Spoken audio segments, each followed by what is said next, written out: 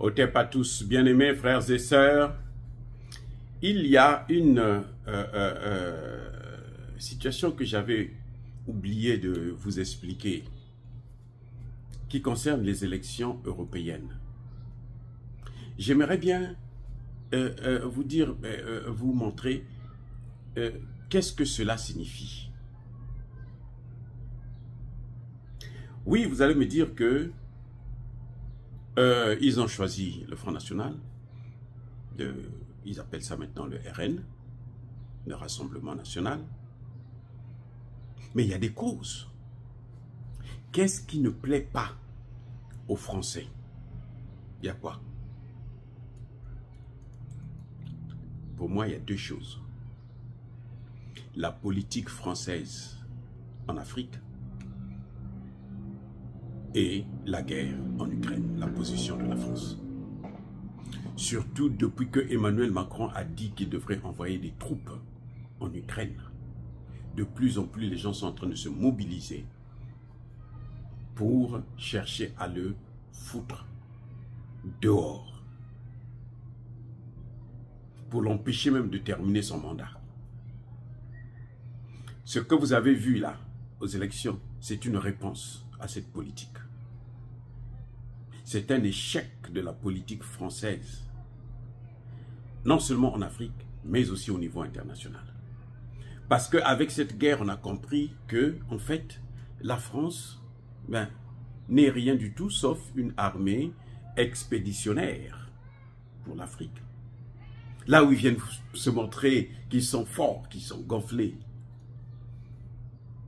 Mais en fait, ils sont rien du tout, zéro. Ils ne valent rien du tout.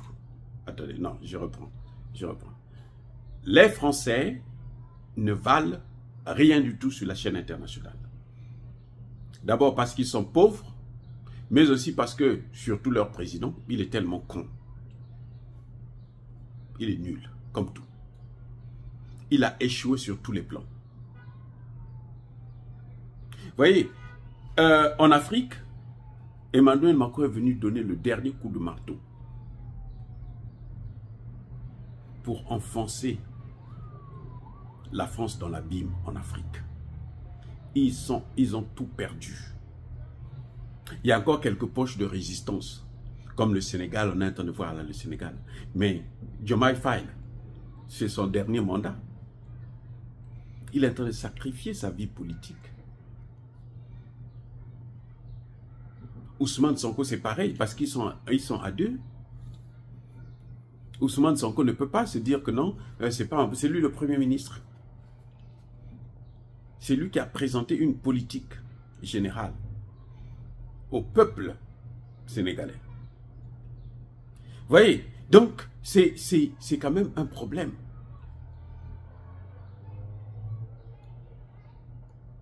Et Emmanuel Macron, au lieu de s'occuper de ces choses-là, de la politique, de ses parents, sa famille, il préfère se concentrer sur les problèmes. Vous savez, la tête là, le cerveau de l'homme ne peut pas traiter 10 sujets en même temps. Ce n'est pas un ordinateur. Faites une expérience. Vous êtes en train de travailler sur quelque chose, régler un problème. Et puis vous allez voir qu'une idée qui ne concerne pas le problème, le sujet que vous êtes en train de traiter apparaît. Vous allez être troublé. Si vous n'êtes pas fort, vous pouvez même perdre le fil de vos idées. Parce que le cerveau, là, il ne fonctionne pas, il ne traite pas 2, 3, 4, 5, 10 sujets en même temps. Ce n'est pas possible. Ça, c'est Dieu seulement qui a ce pouvoir-là. L'homme, là, c'est un sujet, un deuxième, un troisième.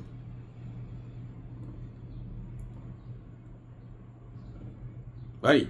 Donc, Emmanuel Macron, au lieu de se concentrer sur les problèmes de l'Afrique et de la France, depuis qu'il est arrivé au pouvoir, lui se concentre sur les problèmes de l'Afrique. Au point où Marine Le Pen se demande, mais quel est ce pouvoir divin que tu as reçu pour vouloir aller donner des leçons partout dans le monde, et notamment en Afrique? Qui t'a donné ce pouvoir-là? Même là où les Américains disent que, ah non, là, nous, on ne veut pas avancer là-dessus, Emmanuel Macron, il met quand même ses pieds. Mais entre-temps, puisque tu te concentres sur la persécution des pauvres Africains, mais chez toi-même, la situation s'est aggravée. Vous vous rendez compte, Emmanuel Macron, à lui seul, a augmenté la dette de la France de 1000 milliards, le tiers. La 5e République compte combien de présidents? Peut-être 6-7. De Gaulle, Pompidou, Giscard d'Estaing, Mitterrand, Chirac, Nicolas Sarkozy, François Hollande. Tout ce monde-là, ils ont endetté la France aux 2 tiers.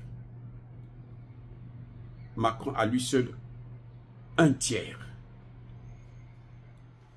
Parce qu'il n'est pas concentré sur ce qui le concerne, il se concentre sur ce qui ne le concerne pas et il est en train de rater les deux. On ne peut pas suivre 2 lièvres à la fois, on risque de rater les deux. Et c'est ce qui est en train de se passer. Il se concentre sur la guerre en Ukraine. Il sait très bien que la guerre en Ukraine, c'est l'Occident qui a provoqué ça. C'est une guerre par procuration. C'est à l'avantage des Américains parce qu'au moins ils peuvent écouler leur matériel militaire et puis relancer leur industrie militaire. Il se concentre sur ça. Mais quand tu te concentres sur ça, là, chez toi-même, là, ce que les Français ont fait là, c'est une sanction. C'est ce qu'on appelle vote sanction. C'est une censure. La France a censuré Emmanuel Macron et son gouvernement. En disant que la politique que vous menez là, nous ne la voulons pas du tout. Parce que c'est un échec écrasant. Au point où ils se disent non, non, non, non, non. On préfère aller à droite, à l'extrême droite. Parce que vous savez, c'est quoi? C'est que même Mélenchon est sanctionné. Parce que Mélenchon a appelé pour voter Macron. Oh, attendez, je reviens. Mélenchon a appelé pour voter Macron. Mélenchon a poussé des gens à aller soutenir Macron. Et on voit que la situation ne cesse de s'aggraver. Ça va de mal en pis. Qu'est-ce que les gens font? On sanctionne Macron et on sanctionne Mélenchon. Mélenchon, ça dit que c'est parce que, vous savez, en France, ce qui est intéressant chez eux, qui est idiot d'ailleurs, c'est de constater qu'ils sont toujours dans le déni. Ce sont des négationnistes à vie, innés. Ils n'acceptent jamais le tort.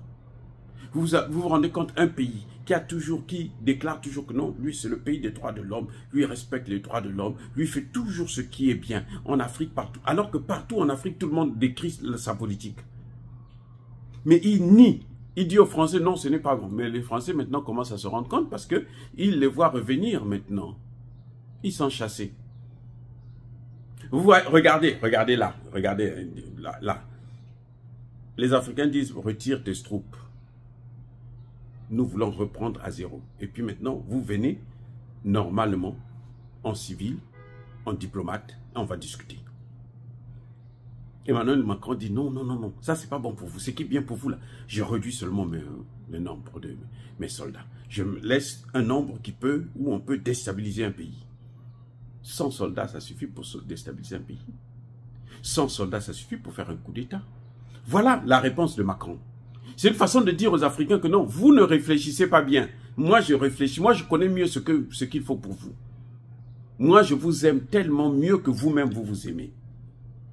Alors que tout le monde a intérêt de les chasser. Et hier, on n'avait pas d'alternative, mais aujourd'hui, on a l'alternative. On a la Russie qui nous propose un autre partenariat avec plus de respect et de dignité. On a la Chine qui fait pareil. On a l'Iran et ainsi de suite. Donc, qui va encore regarder la pauvre France, qui n'a même pas d'argent, qui est hyper endettée? L'Union européenne parle de dette excessive. Oui, déficit excessif. Qu'est-ce que nous avons à voir avec un pays comme ça? Il peut nous apporter quoi? Que des problèmes. Il vaut mieux se débarrasser des gens comme ça, pour éviter d'avoir trop de problèmes. Voilà, bien-aimés frères et sœurs, ce que je tenais quand même à préciser, que l'échec de Macron aux européennes, c'est ce qu'on appelle un vote sanction. Et ce vote sanction, c'est pourquoi? C'est pour sa politique non seulement en Afrique, mais aussi dans la guerre en Ukraine. Les Africains ne veulent plus de cette politique. Que les Français puissent le comprendre ou pas, c'est fini. Le rôle de la France en Afrique est terminé. La gestion catastrophique de la France, des pays africains, est finie. Maintenant, nous regardons à autre chose. Encore une fois de plus, bien-aimés frères et sœurs, soyez bénis, abondamment bénis par le Dieu des Kémites et par nos ancêtres angélisés.